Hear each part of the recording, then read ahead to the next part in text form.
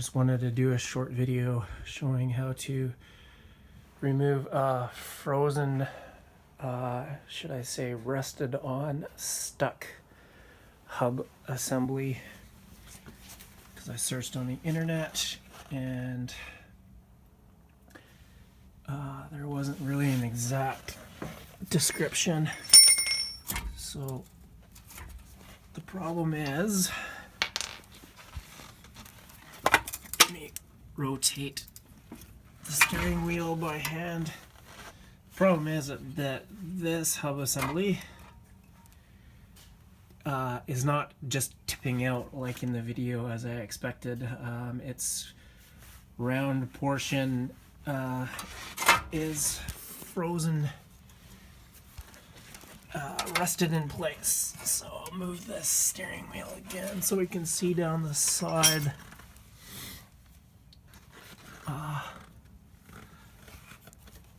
There are the 1, 2, 3, and 4 bolts that hold the hub in place. These 2 bolts are the caliper mounting bracket bolts, but I managed to get it out. You can see how there's a bit of airspace in between here and here, showing that it's separated, and I'm just going to show you how I managed to do that with a cold chisel. You'll need a cold chisel before you start. It'd be good to have it on hand in case you do have one of these rusted in places ones. So the main point being that this, sorry, I'm trying to hold the light at the same time. This is the dust plate that really won't swivel or move out of the way. So you'll have access on this side, more access as it's free. Anyways, the thing to know, the most important thing is that there are 4 little attach points, of course, where the bolts go through and attach into this hub on this side. So at those 4 points, the key is that's where you want to put this cold chisel in there. There's the cold chisel. Sorry for the bad video. So this is already separated by 1/4 inch, as you can see. Of course, you don't want to chisel right here, because if you're trying to wedge against this piece and this, can you see this bolt access area right here? So you have to find where those rounded areas are. One's there, one's there, that's on this side, and then obviously on the other side you'll figure out where they are. But if you can imagine, if you wedge against this, you're not going to be moving that out at all. The places where you want to get this cold chisel in is wedge right there. You're going to damage some of this shroud. Unfortunately, that's just the way it goes. It'll go back on there, okay? So you want to get in there when this is tight and just start banging. I found that I unloosened the 6 bolts that hold the rotor to the hub assembly so that this would move away. I've put the one bolt back in now, but so that this was maybe 1/4 inch further this way. So instead of chiseling so straight on, I could put an angle in there and get in there instead of something else. So and so the other thing that I used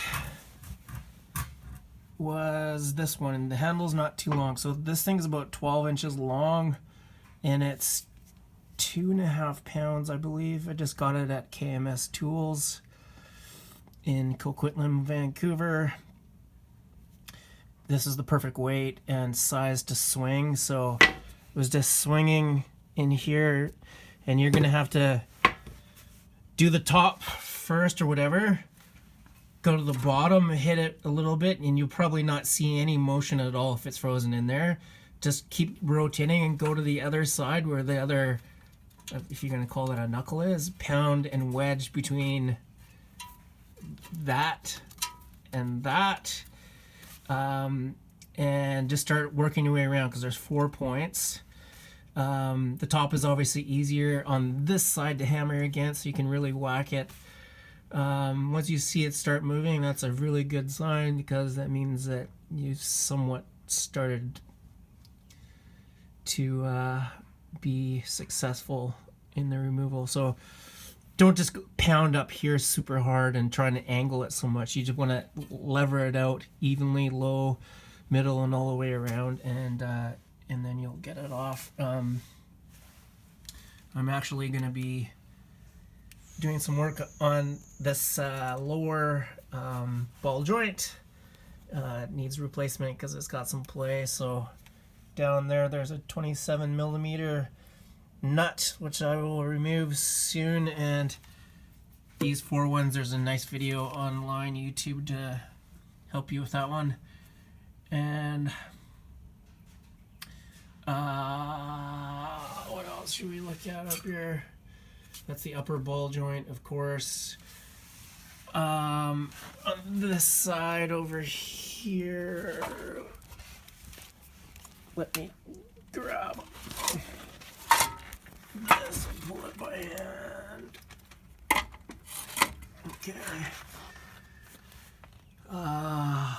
There's the tie rod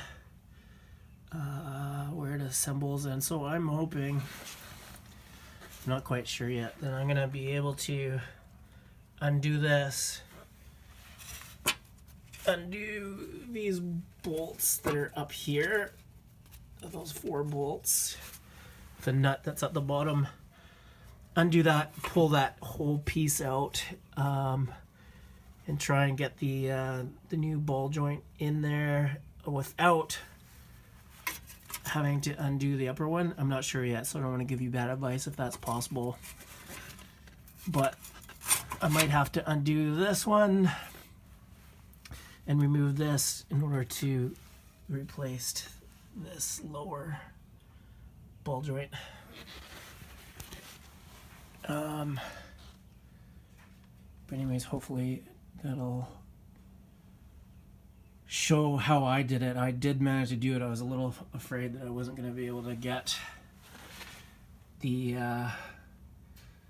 assembly out and off, and when you do pull this thing out, see that's how it's now.